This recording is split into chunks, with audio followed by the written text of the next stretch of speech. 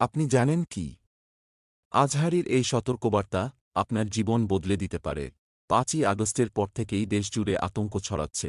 আওয়ামী লীগের নেতাকর্মীদের বিরুদ্ধে একের পর এক ভাঙচুর, অগ্নিসংযোগ, মারধর এবং আরও ভয়ঙ্কর ঘটনা। আপনি কি জানেন, ঠিক এরপরই কী ভয়ঙ্কর পরিস্থিতি তৈরি হয়েছে?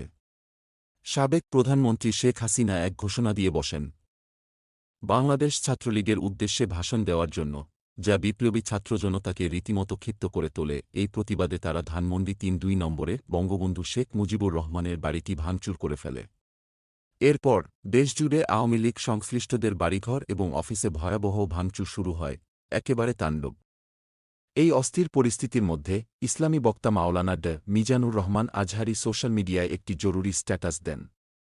তিনি সতর্ক করে বলেন, মোমোক্রেসি বা মোবাইল গণতন্ত্র দেশের পরিস্থিতি আরও ভয়াবহ করে তুলতে পারে, তাই এখানেই থেমে যাওয়া উচিত। আজহারী থেমে না থেকে বলেন, লেটস রিবিল্ড আওয়ার নেশন।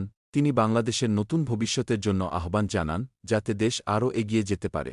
তিনি তার কমেন্ট সেকশনে আরও লিখেছেন, এমন অদূরদর্শী মনোভাবের মধ্যে যেন আমরা হারিয়ে না যাই, যা আমাদের দেশের উন্নতির পথে বাধা হয়ে দাঁড়াতে পারে। শান্ত থাকার গুরুত্ব এখন সবচেয়ে বেশি। আজহারী এই বার্তা দিয়ে দেশবাসীকে সতর্ক করেছেন, যাতে দেশের অস্থিতিশীল পরিস্থিতি থেকে রক্ষা পেতে আমরা সবাই এখনই সচেতন হতে পারি। আপনি কি এমন পরিস্থিতি থেকে বেরিয়ে আসার উপায় খুঁজছেন?